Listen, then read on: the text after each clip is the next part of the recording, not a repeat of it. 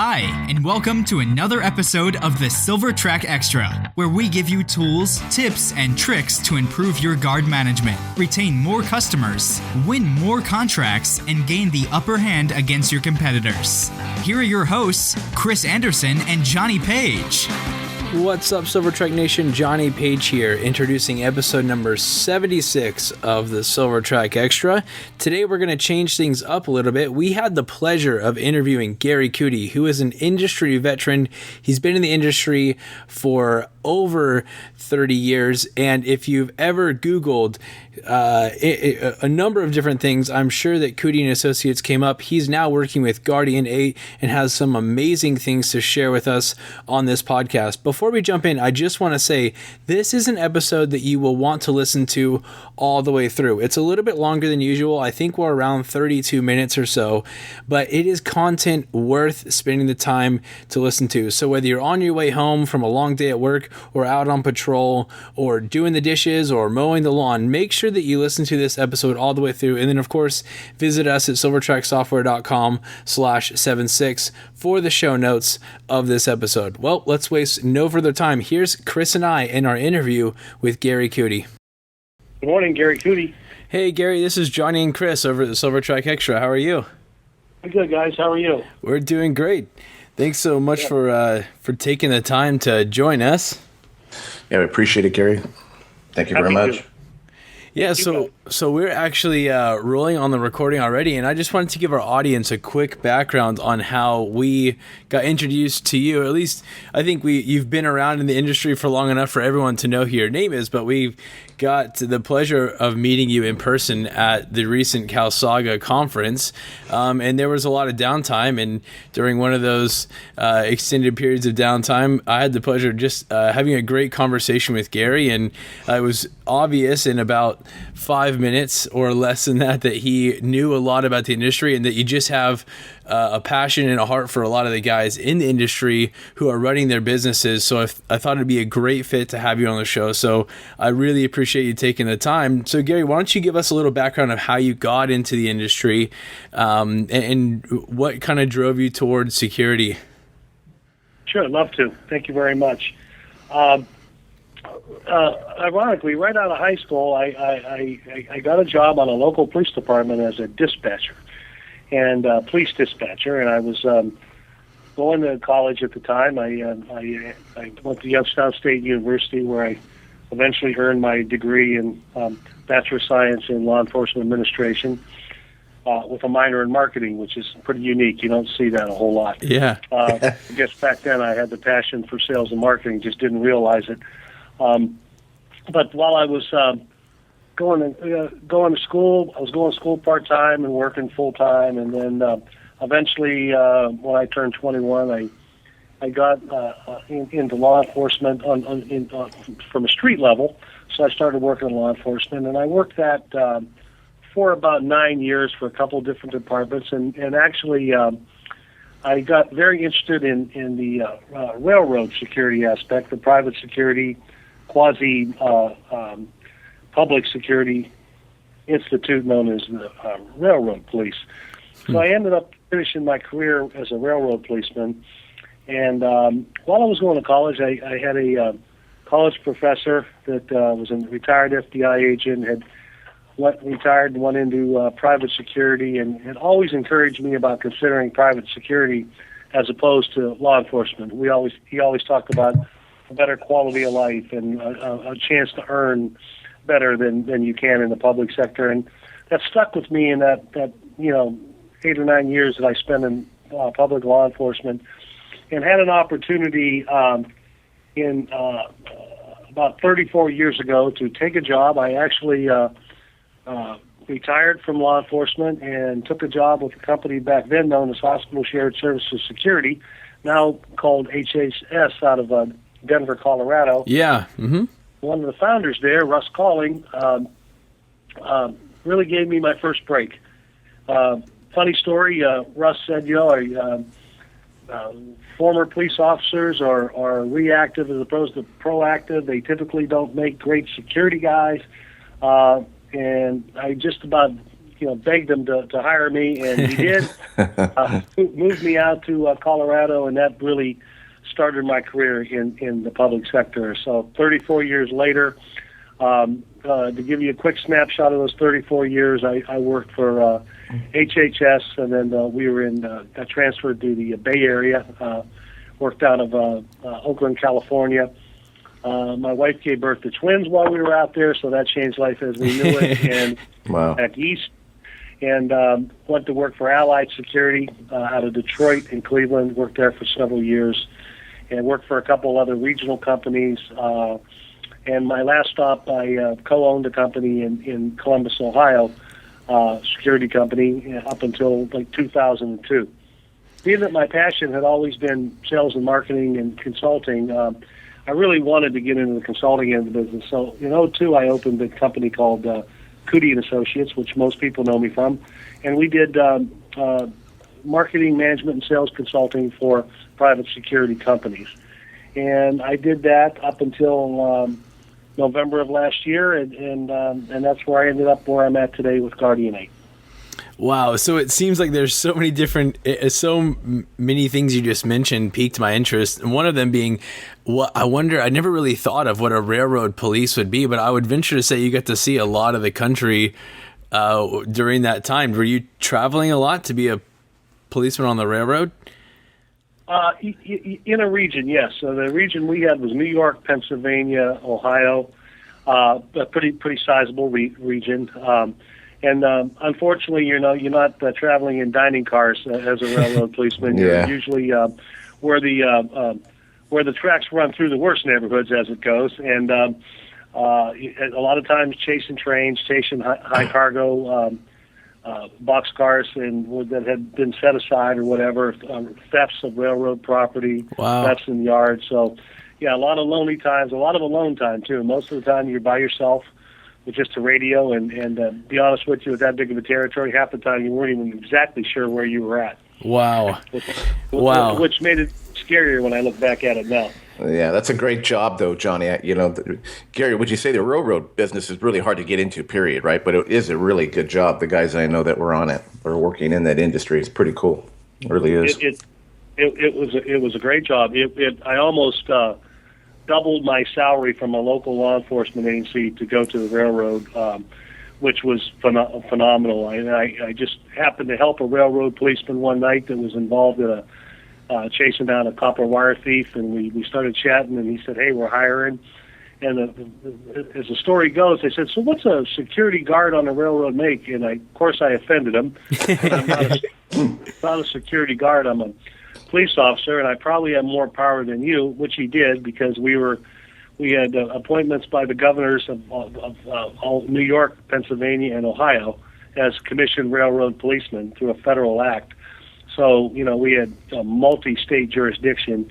And then when I found out the wage and benefit package, then I really got interested and learned quickly that we are police officers and not security officers. Yeah.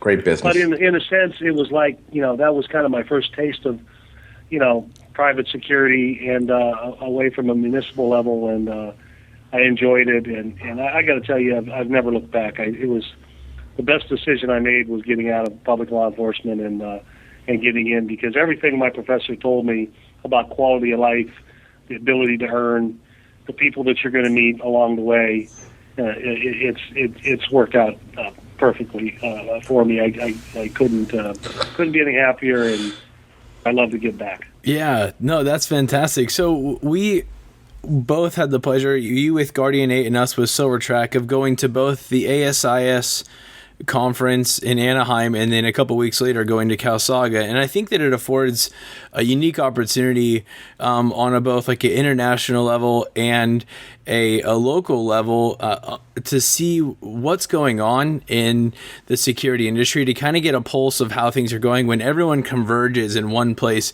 you get a good idea of what's moving and shaking and what's changing. So Gary, as someone who's been in the industry for a number of years, what are some of the biggest challenges that you see are facing the security industry after having been at one of these conferences and seeing everything that's going on?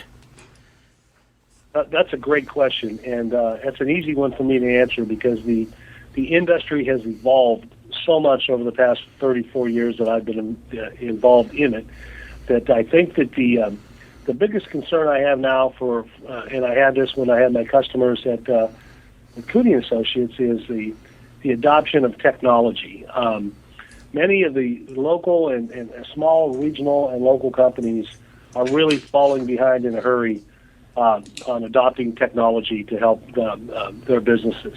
And there's a variety of technology out there now, software for almost any task that a security officer can perform, where the big guns of the world, the national and international companies, all have technology components. They're all pushing technology. It's how can we do more with less? How can we replace security officers with technology, provide better quality service to our clients? So being able to adopt a technology, or at least associate yourself with a technology company if you don't have the ability to do it internally for a security company, to me is essential. That's one area that concerns me. The second is officer safety. I think that anytime you read the paper today, I get daily emails of security officers shot at, beat up, you name it. Officers are getting assaulted on a daily basis, and we really haven't changed much as an industry over the past 30 to 40 years on how we can better protect a security officer, particularly an unarmed security officer in the field. So officer safety is a huge issue as well. And a couple more that are very commonplace today is the threat of competition. The competition today in the contract security industry is as fierce as I've ever seen it. The margins are razor thin, and that takes me back to technology. So if you don't have some technology, if you're still doing everything paper, pencil, the long drawn-out way, you're just going to get lost in the shuffle as a security company because you're not going to be able to remain competitive.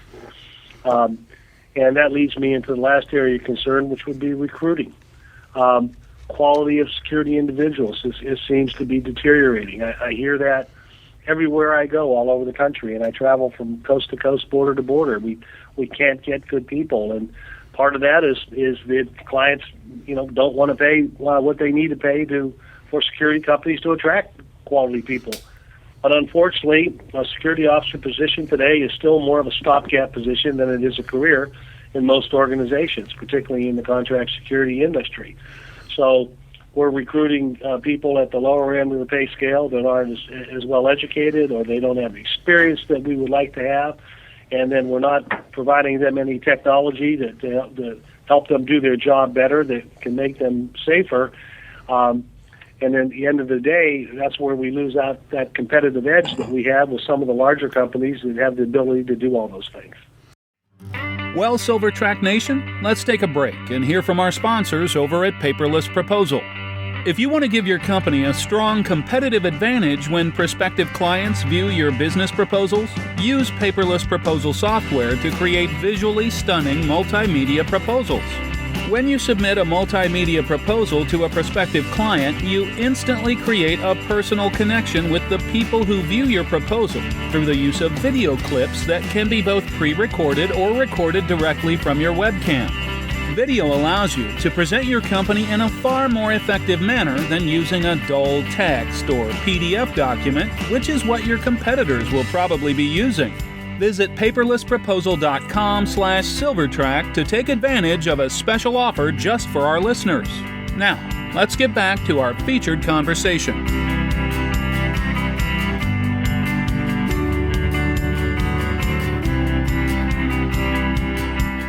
A couple of the things that you bring up, I know that Chris and I are seeing on a regular basis as well. When we talk about competition increasing and the quality of personnel decreasing, it puts this like catch-22, and like something's got to give over the next couple of years as like the prices continue to go down.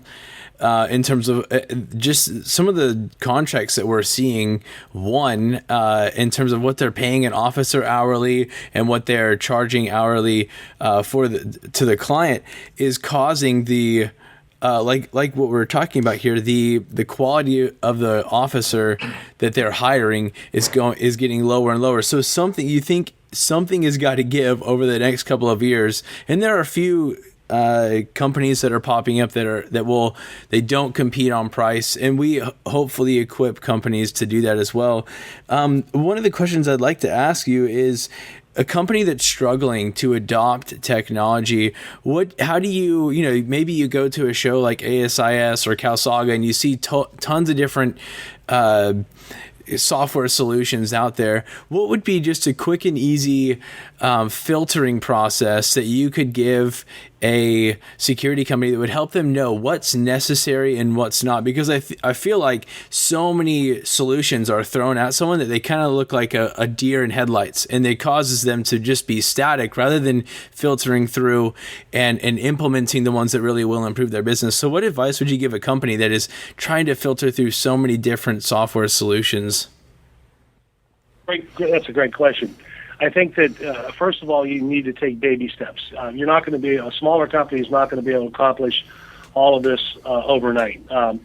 Some technology is not very expensive, and some is, as we all know. So I think, first of all, you have to evaluate where you are as an organization, determine how much capital that you have to be able to spend on technology, and in what direction do you want to spend that on. For example, I would want to concentrate on things that are going to help me improve service and streamline my operation. So is that recruiting technology? Is that guard tour technology? Is that officer safety technology? What are those things that are going to allow me to stand apart from my competition, provide a better quality of service, and save me money at the end of the day? Might have an expense up front, but I know that return on my investment will be short-lived. So I think that you really have to look at the need. There'll be some companies, there are companies out there that absolutely, they're still writing, I see it, they're still writing checks to their security officers, handwriting checks, and they're really in a hole because if you don't have scheduling technology and software and things of that to help you out, you're in a bind right off the bat. And I think prospective end users are looking for companies that are technology savvy, because most of the larger companies that guard companies are servicing are have the technology internally, and they expect their vendors to have that same technology. So taking the baby steps, doing an internal evaluation of your company, and realizing where do I need to spend my dollars initially. And initially, I would focus on what technology is going to put my company at the forefront in my marketplace to kind of give me a technology advantage against my competition. Maybe it's something that they don't have, nobody else has, that I can grab onto, and I can start offering this. I can include this in my package. That makes me a more attractive company to an end user. Absolutely. Hey, Johnny, if I can, Gary, I have a real quick question for you, because you've been in the industry for a long time, and I come across this real quick. The industry itself, do you think a lot of these guys some of them are just not really good business people? Do you think it's because they came in from a guard position into a business position? And do you think that a lot of them are comfortable? I see a lot of guys that are built their business to a point where they're just comfortable, or they're good old boy mentality, and they're scared to grow, it seems like. Do you come across that in your consulting? Absolutely, and particularly with the advent of Obamacare, that really reared its ugly head, where I talked to so many people, said, you know what, I'm just never going to go over 100 security officers, and that's a shame, because that means you're never going to grow your business. And you're not going to be able to take a new account if a new account comes your way. You're 100% right, Chris. They've just become comfortable. They don't want to do any more. They don't want to do any less. They're trying to get to retirement. But what's happening to those companies, and I'm seeing it every day, is I had an old saying in my business, consulting business: if you're not growing, you're going backwards. You can't just say, I'm going to stay at 100 officers, because I will guarantee you, if you're at 100 officers today, you're doing no marketing, no sales, nothing to increase your business, a year from now, you'll probably be 20% less than you are today. You'll probably have 80 officers because you're going to lose business to the competition because you're just sitting still. You're just treading water. Yeah. I think if you're going to tread water today, you ought to take a look at selling your company. There's plenty of buyers out there today, and they're buying fast and frenzy, as we all know. Yeah, absolutely. And now would be the time for those that are comfortable. The other thing is what I've seen, Chris, is companies grew so fast. They got to, $4 or $5 million in revenue, and they never expected to get there. And again, they got comfortable, but they got there because they were out hustling. They were selling the business. They were doing everything themselves. Then they got to that $4 or $5 million range where now they're working in their business and not on their business anymore. So they've reached that glass ceiling, and they don't know where to go. They don't know how to grow from that point forward. They don't know I need some technology. I need a salesperson. I need this. I need that. And they're just lost. So they're just trying to hang on to what they have. But for those of you listening out there that are in that position, there's wolves around every corner trying to take everything you have every minute of the day. So if you just try to sit on it and hope nobody's going to take it away, you're wrong, because every day I talk to guard companies that had clients for 20 or 30 years that changed all of a sudden because the rates were too high, or they didn't have the technology that the other companies had to offer, or other things that the companies had to offer to make them more competitive.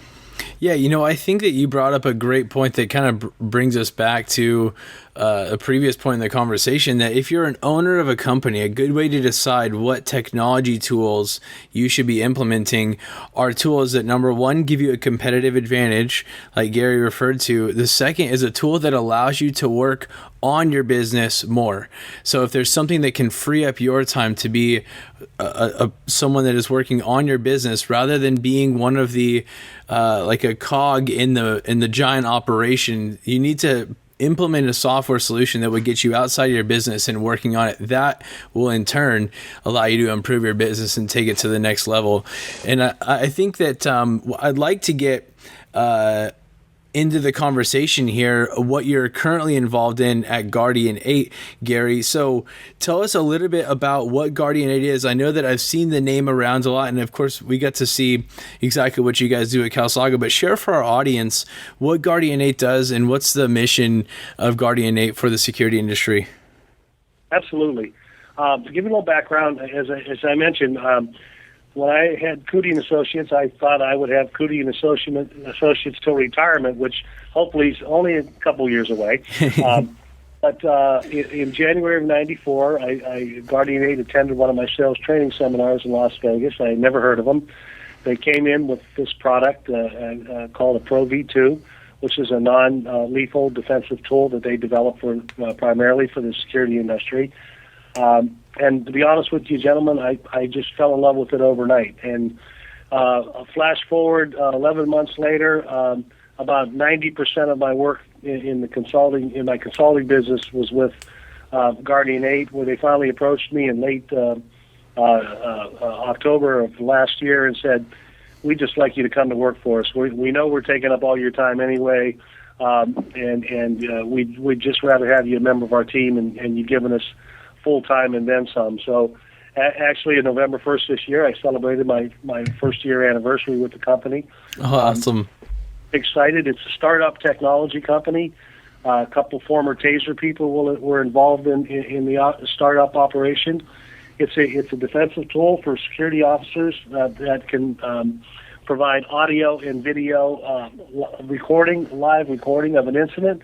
So if you have an unruly person or a situation where we're trying to control somebody, we in this day and age, having that, we get that he said, she said in a lot of incidents. So this is going to provide audio, video, still pictures. It also has the ability to sound off a high-pitched siren to draw attention if a security officer is in distress, and even a strobe light to help disorient a perpetrator.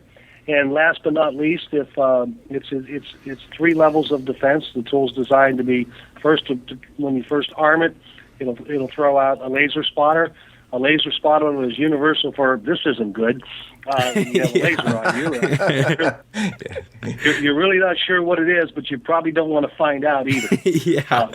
Security officer has this laser spotter aimed at you, telling you he or she has the right to defend themselves. If the situation is being audio and video recorded, people usually are backing off right there. Second level is if that doesn't work, you can go to level 2, which is a slight trigger pull, and it'll ignite the siren and the strobe light, and it automatically starts making a call to a command center or whatever number you have plugged into the unit through the security officer's Bluetooth cell phone. So the officer doesn't have to fumble for a phone or a radio. They can keep their eye on the perpetrator. And now somebody at the other end can hear live audio and video of what's going on. Wow. So it's perfect. They can start sending backup, whatever they need to do. And last but not least, if that doesn't scare somebody away, the officer's ability to defend themselves, the unit is equipped with a half ounce of pepper spray, and the laser is actually designed to be a guide. At 10 feet, wherever you point that laser, you're going to get a tight stream of pepper spray, and it's a mechanical pull, so the officer can keep a safe distance away if somebody tries to lunge at him, and hit him with the pepper spray, which is going to put somebody down for a good 20 to 30 minutes with breathing and seeing difficulties. Wow. So it's non-lethal. Pepper spray's never killed anybody. So it's going to help reduce lawsuits. We've had a lot of interest from insurance carriers, from risk managers. Earliest adapters have been hospitals and schools, which makes perfect sense. Wherever you don't want a firearm, the risk killing somebody, particularly in a school setting. So security companies are adopting it as well.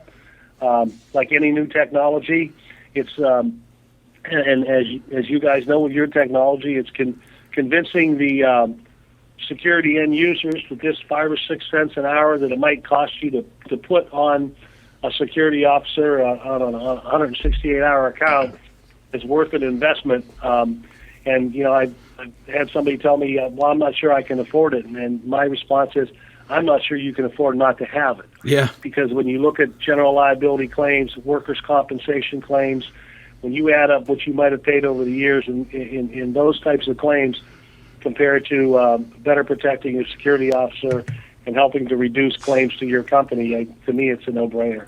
Yeah, so I'm excited about the company, excited about the product, and we're moving forward, and we expect big things in the future. John, I got to tell you, Gary, that is really a well thought out product. Now that I'm embarrassed because I should look at it myself, of course, but the thought process is fantastic. Even the threat level, that you guys take, the chain of escalation, it's really, really dynamic. And John, I got to tell you, I think, and maybe Gary, you can back me up, I actually think this would actually bring better employees to your organization, because when you're presenting these tools to the people that are actually coming in, you're showing some of the safety things you're doing to keep them safe. It actually does bring a better employee. And like Gary said, one major incident, you could be done. So you should have something similar to this. I mean, especially in your areas that, where you have high-profile areas or problem areas. I have a fantastic thought process. It's too bad they can't use that for police officers and step it up one more, Gary.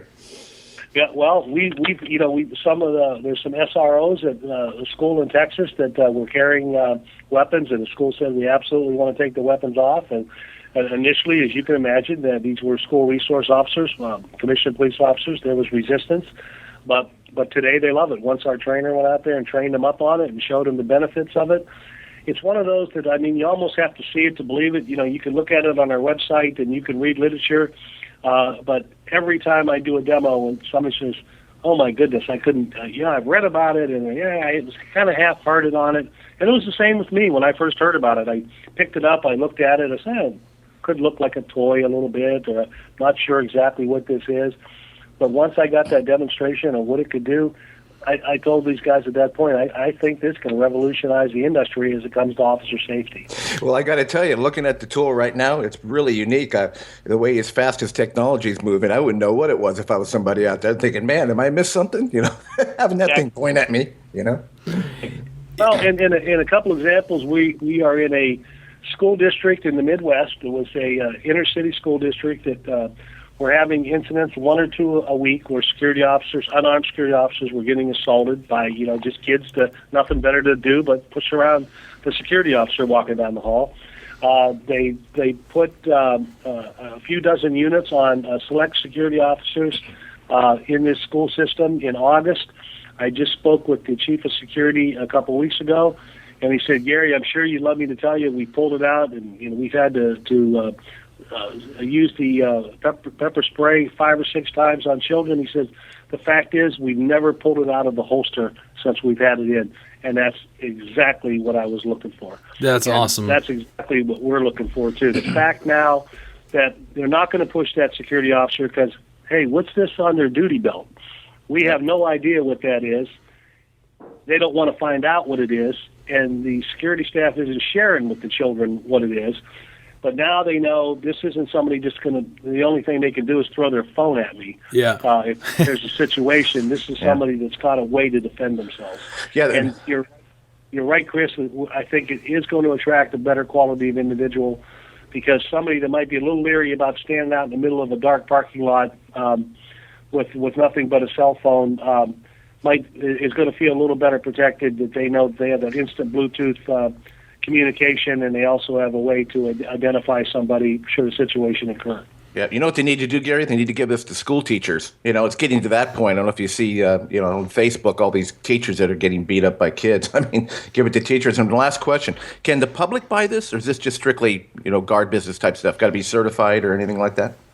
But we do have a consumer version that the public can buy. It's a little bit of a dumbed down version that it'll shoot still pictures only. Doesn't require a security code to access the information. But yes, and it's a little less expensive than the professional version. But it can be bought, and that information is on our website. Yeah, because I got 2 daughters that are about 14 or 16, a little out of control right now. This might work really good. I don't know. It's a thought. Exactly. And if you want to forward that contact number to your local Marine or something like that, so if there's a problem, next door and over. That's great. So that's Guardian8.com, right? Guardian8.com. The number 8. Guardian, the number 8.com. Number 8. Well, Gary, thanks so much for coming on the show. If you'll do us the pleasure of coming back on the show, I'm sure we could go a number of different ways, and just your wealth of knowledge, and we just appreciate your willingness to share with our audience here on the Silvertrack Extra. We'll put all of the show notes at silvertracksoftware.com.